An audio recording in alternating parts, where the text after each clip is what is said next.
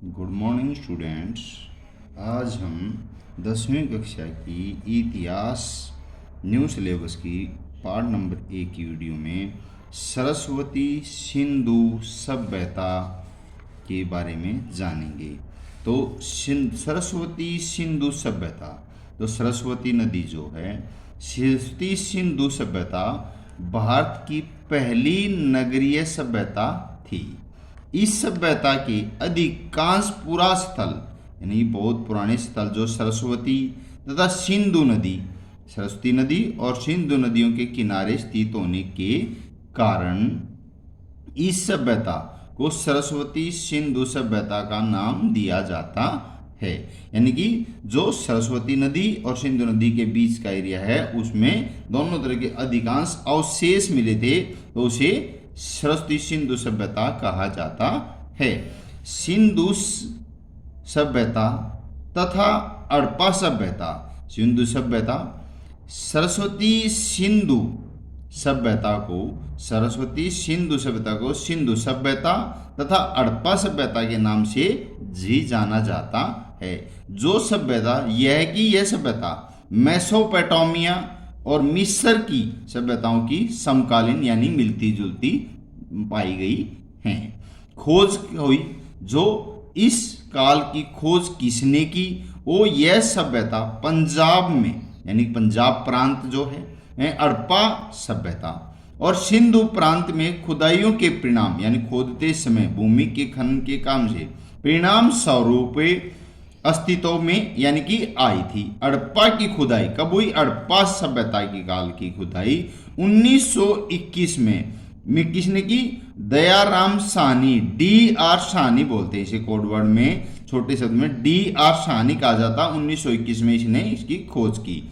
तथा मोहनजोदड़ो की खोज किसने की? खुदाई की 1922 में किसने की? राखल दास बनर्जी ने की। इसको कहते हैं R.D. बनर्जी, उसको कहते हैं D.R. साहनी, इसको R.D. बनर्जी ने की थी।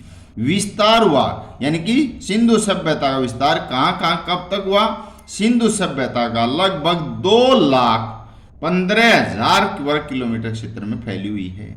इसके पुरास्थलों में पूर्व से लेकर पश्चिम तक की दूरी 1600 किलोमीटर तथा उत्तर से दक्षिण तक की दूरी 1400 किलोमीटर की पड़ती है।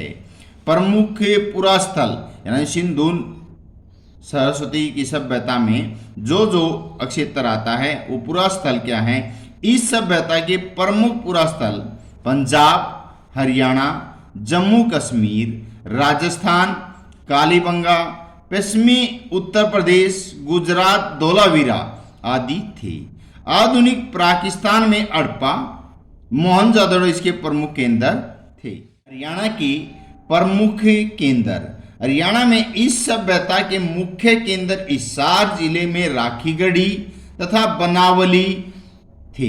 अभी मई 2022 में राखीगढ़ी की खुदाई हुई कि इस सभ्यता का 5000 वर्ष पुराना एक शहर मिला था। सामाजिक जीवन क्या रहा इसका? सरस्वती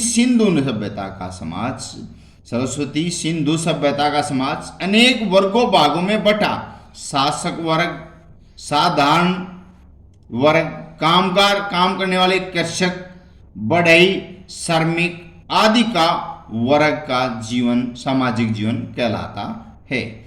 आर्थिक जीवन क्या है? इस सभ्यता का आर्थिक आधार कृषि था, यानी कि जीवन का लालन पालन पोषण की सेवा आर्थिक कृषि से, व्यापार, उद्योग, आभूषण बनाने और जैसे महत्वपूर्ण हाथ से काम करने वाले भी इसी में प्रचलित थे। नगर, दुर्ग यानी नगर है, दुर्ग बड़े बड़े किले, निचला नगर मध्यम नीचे वाले। सरस्वती सिंधु सभ्यता हड़प्पा सभ्यता के अधिकतर नगरों को 2 भागों में बांटा गया था।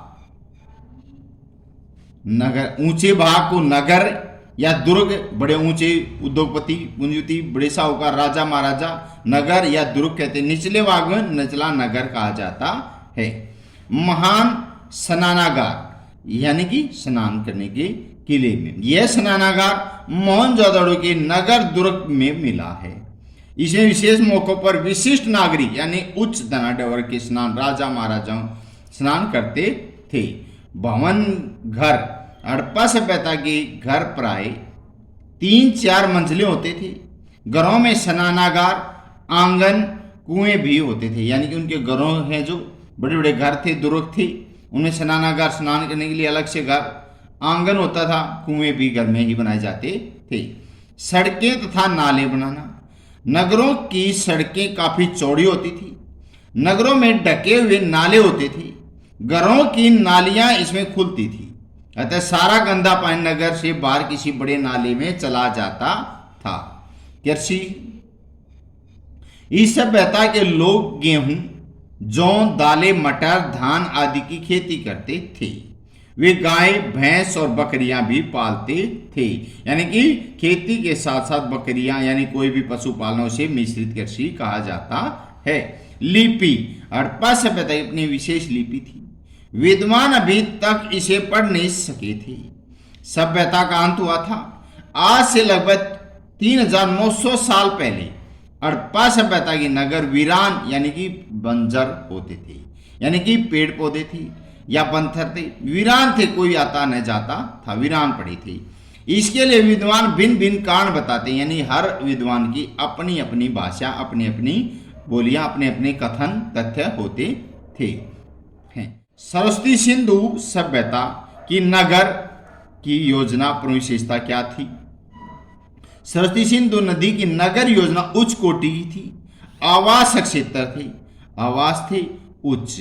इस सभ्यता के नगरों में प्राय पूर्व से पश्चिम दिशा में 2 टीले मिले होते थे। पूर्व से पश्चिम तक का गलियारा जिसे कहा जाता 2933 था, तो उसकी इसमें सभ्यता में बांटा, इसने जो बांटा वो था 1600 किलोमीटर का। तो पूर्व दिशा में टीले में आवास क्षेत्र में पश्चिम टीले में दुर्ग स्थित थे, किले थे।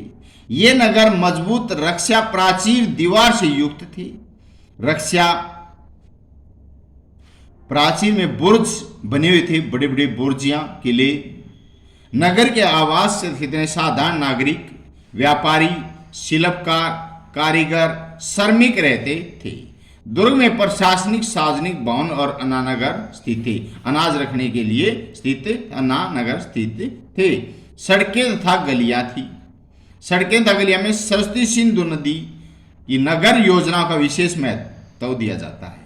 मुख्य सड़कें जो आने जाने के मार्ग होते हैं, नगर को 5-6 खंडों में विभाजित किया। मोहनजोदड़ो में मुख्य सड़कें 9.15 मीटर तथा और गलियों की औसत चौड़ाई 3.0 मीटर थी। कालीबंगा, राखीगढ़ी व मीताथल की सड़कें भी काफी चौड़ी थी। सड़कें कच्ची होती थी, परंतु साफ सफाई का विशेष ध्यान दिया जाता था। कूड़े कचरे के लिए सड़कों के किनारे कूड़ेदान रखे जाते थे। जल निकासी के लिए हड़प्पा संस्कृति के लोग को जल निकासी के लिए नालियों की बड़ी अच्छी व्यवस्था की हुई थी।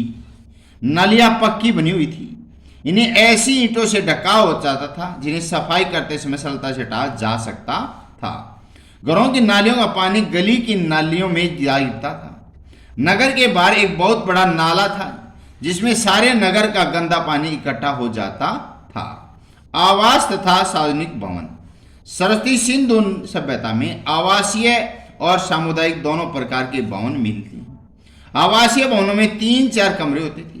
प्रत्येक घर में रसोई घर, स्नान घर, भवन के बीच में आंगन होता था। धनी लोगों के घरों में कुआं और शौचालय भी होते थे। भवन में सीढ़ियों के प्रमाण भी मिलते हैं। मकानों में खिड़कियां, रोशनदान, फर्श और दीवारों पर प्लास्टर किया जाता था। सामुदायिक भवनों में सभा भवन, अन्न गोदाम और स्नानागार आदि मिलते हैं। इन भवनों को 1-2-3 यानी 1-2-3 1-2-4 अनुपात की ईंटों में बांट प्रयोग किया होता था।